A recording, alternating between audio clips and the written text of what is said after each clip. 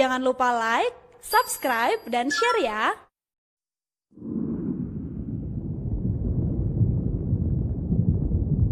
Bismillahirrahmanirrahim. Ana tadi malam alhamdulillah diselamatkan sama Allah.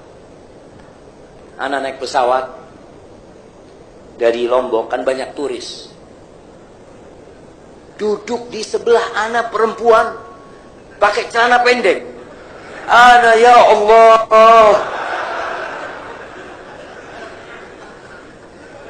Sebagian orang, Ustaz kan bukan pilihan Ustaz. Itu kan takdir Allah. Masya Allah. Allah ya Ahmad. Ini antum dikasih fitnah nih. Allahu Akbar. Ana cuma berdoa, ya Allah mudah-mudahan di sebelah ana kosong ana bisa pindah. Subhanallah. Itu apa yang bagian ngurusin pramugari? Kepalanya yang pramugari itu apa namanya? Preser. Yang biasanya bukan kopilot jamaah, ada yang biasanya ya itulah yang biasa ngomong-ngomongin itu. Waktu ana masuk, ana udah berapa kali ketemu Ustaz, ahlan gitu dia. Setelah ana hati mulai berdebar-debar jamaah, dia datang, Ustaz pindah ke depan, kosong. Masya Allah, karena ngomong rizki duduk di kursi pertama pesawat sendirian jamaah, Masya Allah, sebelah nggak ada orang. Alhamdulillah, itu termasuk penjagaan Allah. Kalau enggak, mungkin antum sabar 5 menit. Astagfirullah, astagfirullah, astagfirullah, astagfirullah. Ini jamaah, wallahi jamaah, memang kita perlu menghindari tempat fitnah itu supaya selamat. Mau nggak mau hati lemah hati manusia. Antum mau pasang apa? Kacamata kuda. Kadangkala gatel kakinya. Aduh, kok gatel kakinya? Alhamdulillah. Alhamdulillah, ana bersyukur sama Allah jamaah diselamatkan, dan terima kasih kepada yang mindah ana itu jamaah. Alhamdulillah, alhamdulillah. Dan dalam pergaulan bebas ini kita harus menjaga interaksi dengan teman wanita.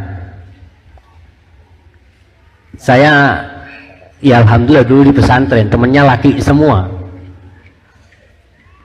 Nggak tahu lah, kita nggak pernah hidup di SMA, tapi kata teman-teman, wah kita kalau masuk SMA salaman sama semua perempuan itu. Ahlan wa sahlan, Allah. Semua ahlan wa sahlan. Kita di pondok nyentuh tangan perempuan nggak boleh di sana, karena semuanya laki. Dan kita berhati-hati dengan wanita.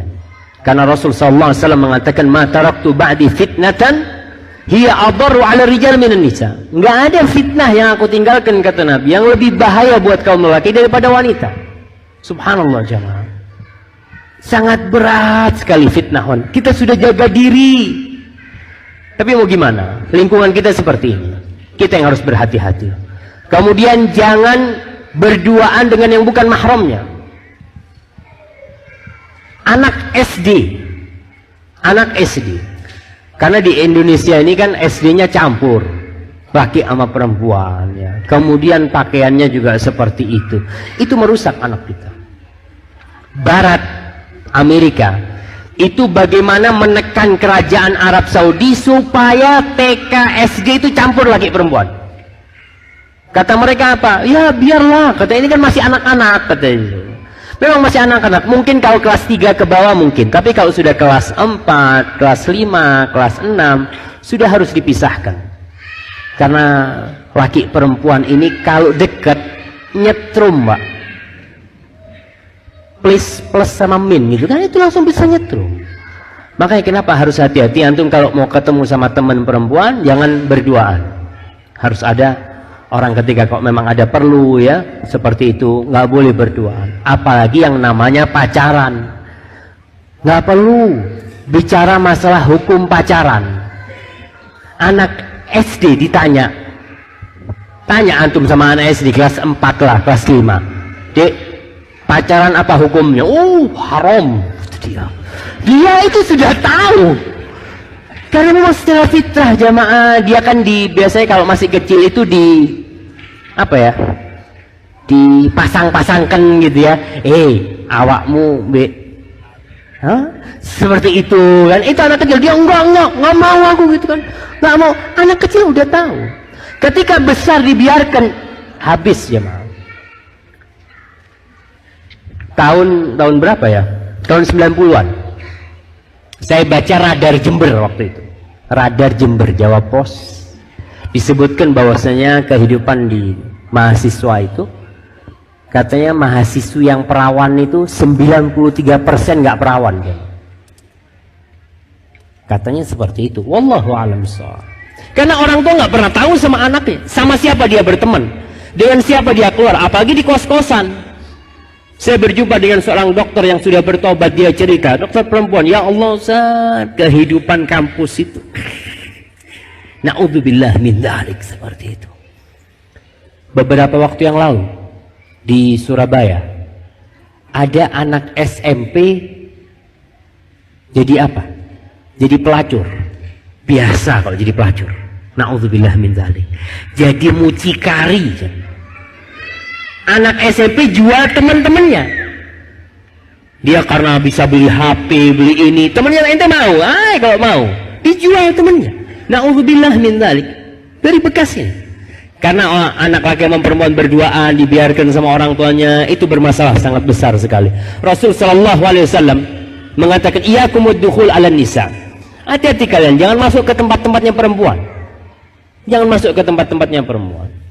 Akhirnya seorang sahabat tanya, ya Rasulullah, gimana kalau perempuan itu adalah kerabat yang masuk itu, lelaki itu adalah kerabat suami, iparnya. Kita kalau berpikir di belakang lah iparnya katanya. Maka banyak orang naik sepeda motor, siapa? Iparnya, dibawa kemana-mana keliling. Masuk ke rumahnya iparnya. Kata Rasul sallallahu alaihi wasallam, alhamu al-maut. Alhamu, ipar itu kalau ketemu ipar, maka kematian. Karena buat orang lumrah kalau ipar itu. Maka kita harus berhati-hati dengan orang dekat kita, dengan teman kita, dengan sepupu kita, dengan orang yang dekat kita harus lebih berhati-hati. Kemudian yang ketiga dalam urusan pergaulan bebas ini, jaga pandangan. Allah Subhanahu wa ta'ala tidak menyebutkan di Al-Quranul Karim jangan berzina. Antum lihat di Al-Quran ada larangan jangan berzina? Nggak ada. Yang ada larangan jangan mendekati zina. Jangan mendekati zina. Karena zina ini tidak terjadi secara langsung. Orang berzina tahu-tahu ketemu langsung berzina, susah. Itu kalau ayam ketemu gitu kan, ngomong sedikit bawa gitu kan. Itu ayam, kita lihat seperti itu. Tapi ada manusia yang seperti ayam. Namun tetap perzinahan itu ada lorong-lorongnya. Dari mulai memandang ya, maka Allah Subhanahu wa ta'ala memerintahkan kepada kaum lelaki dan kepada kaum perempuan untuk menjaga pandangan. Allah mengatakan, qul lil mu'minin yaghuddu min absarihim. Katakan kepada orang yang beriman agar mereka menahan pandangan mereka.